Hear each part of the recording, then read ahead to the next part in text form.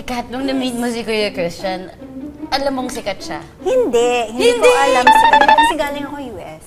Really? Pero alam mo yung songs niya? Hindi. Hindi ko din alam yung songs niya. Hindi ko rin pinaalam. Hindi ko alam na sikat siya.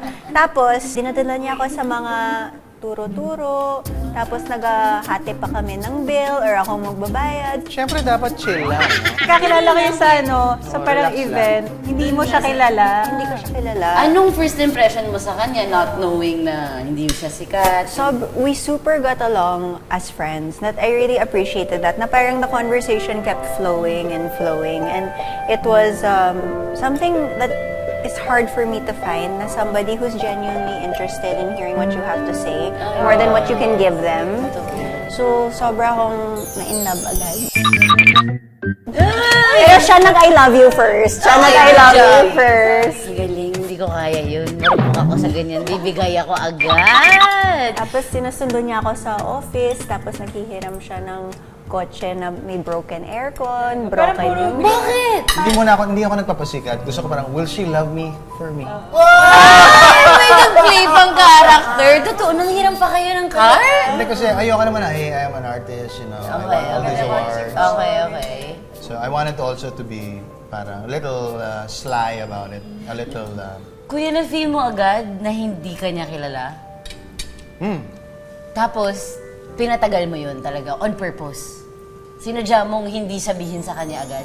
yeah, sinadya ko. Kasi nga parang How long? nag-iiba agad eh. Kayong nagde-date bago mo nalaman na... Ginugol ko siya. A few weeks maybe? Ginugol ko So, siya. how long na yun? Third date, office mate ko, nagtataka, bakit ang saya-saya mo? Sabi ko, girl, meron ako. Meron akong dinidate. Sabi ko, Okay. sobrang cute.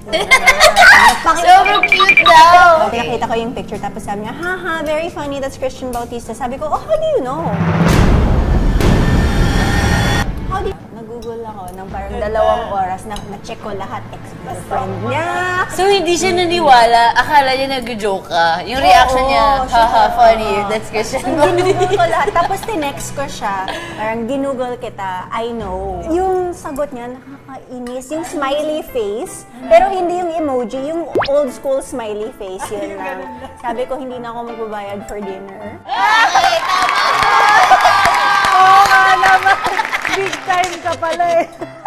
So, up until the third date, nag-half kayo ng bayad. Sometimes ako nagbabayad.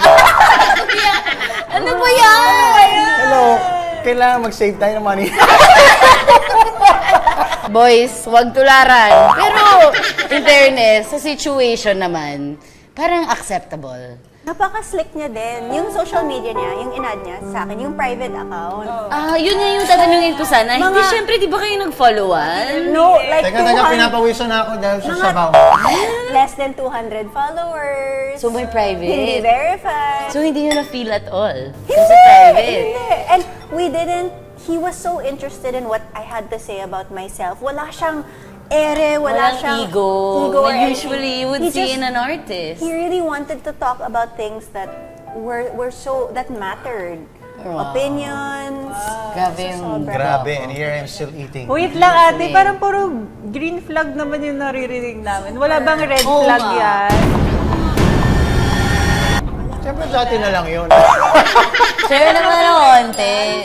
Hindi naman red flag, pero Napaisip kayo? hindi. I found this out na when we were married kasi makalat siya. Naku po. Saan? Sa Hulaan ko. buong bahay. Sa medyas. Sa medyas, sa gamit, sa kusina. Now I know bakit yung bag niya. Puro, eto, bigay ni Kat. Ito yung medicine ko. Organizer ko galing kay Kat. Ngayon, alam ko na ba't Organizes my life. gano'n. Yung mga regalong yun, hindi para sa'yo, para sa kanya. Kaya maghanap kayo ng partner that will complement you. Hey! Dahil